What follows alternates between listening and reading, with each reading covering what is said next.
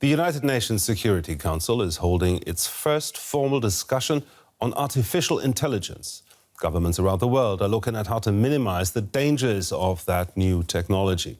The development of AI is being accompanied by an increase in deepfakes and propaganda in conflicts, including the war in Ukraine. In this video, Russian President Putin is announcing on state television that Russia is under attack. The message was also carried by several radio stations, but it is a fake. To be precise, a deep fake. The Kremlin and state-owned news agency RIA both said that the speech was fake and the result of a hack.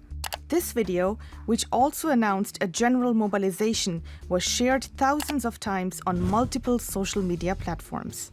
With deepfakes like this one, the main purpose is to spread confusion and panic among people. Here, by hacking official TV and radio channels, it contributed to confusion by using official and trustworthy sources to spread disinformation. Deepfakes and generative AI have become stronger in the past years and are being misused, especially in conflicts, to manipulate people. I think that with the recent developments in AI-generated text, we know with large language models and AI-generated images, and with the foreseeable evolution of the deepfake technologies for videos, we are heading in the direction of having a huge risk of floods of misinformation and disinformation content. Two of the most notable deepfake examples in this war went viral in March 2022. One was of Ukrainian President Zelensky ordering his troops to surrender. The other was of Putin suggesting a peaceful resolution. Both had poor quality and were debunked very quickly, but they did manage to cause confusion and sow doubt. In a war, bad quality fakes can still create uncertainty, and they are used to manipulate on a different level. Is that when I have images and video of human rights violations in the Ukraine by the Russians, Putin can say, hey, those are fake. How do we know they're real? When politicians get in trouble for doing and saying things they shouldn't have done, they claim deep fake. And I would say that that is probably the larger threat vector here. Deepfakes are not only being used to manipulate locals. In this viral example, a man impersonates a Russian soldier on his Douyin account, the Chinese version of TikTok. This man shared in Mandarin his first-hand experience of the war with his 400,000 followers. But he was exposed as being neither Russian nor a soldier. In reality, he was a resident of Henan in China. He had used artificial intelligence to fool his followers. Several hints helped to discover the truth behind this video. The man had a Henan accent. There are unnatural movements of his face at the level of his mouth and chin. And an alleged Ukrainian nuclear power plant is actually in Henan. Despite many users pointing out inconsistencies, some fell for him, saying, "Russian soldiers fight to the end. Long live the hoorah victory." Douyin banned his account on June 16th for disseminating false information. Since deepfakes splashed onto the screen in 2016 or so, we've only seen an increase in the sophistication and in the power and in the misuse. So we see that deepfakes and generative AI are becoming more sophisticated and therefore also more dangerous by the day. However, they're not being used in a way and scale as experts had anticipated, but still enough to sow doubt with civilians on both sides of the war. And we can now bring in Daniel Araya. He's with the Center for International Governance, Innovation and the World Legal Summit, and he's an expert in artificial intelligence and governance. Daniel, do you think deepfakes will play a bigger role in the Ukraine conflict before it's over?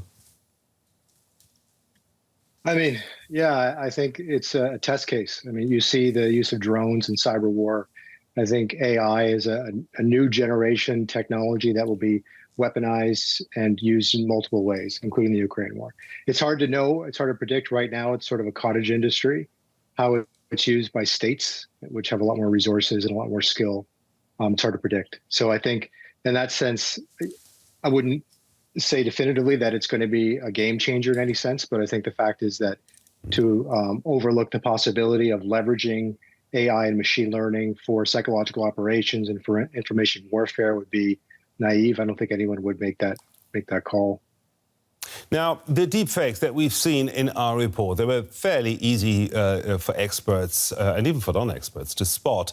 But how long before it becomes difficult, even for specialists?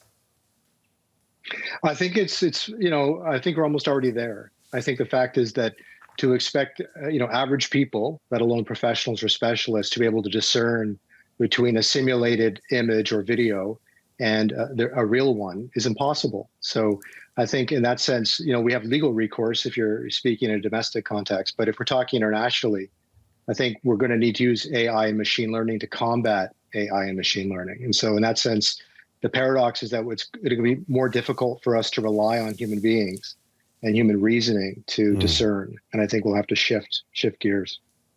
Human reasoning is a good point. Do you have any advice for the average person how to spot a deepfake?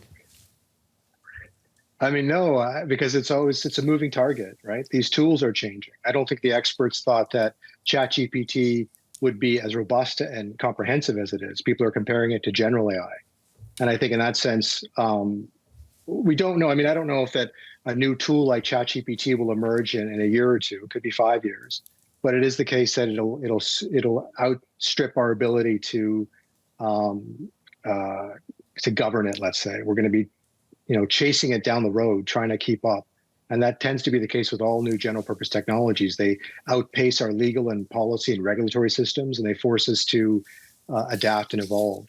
Fortunately, that's what humans are quite good at. We're good at adaptation, but along the way, I think we're going to have a lot of problems. Talking about the legal issue that you've mentioned there, who's responsible for stopping the spread of deepfakes? The software developers or the platforms on which they're spread?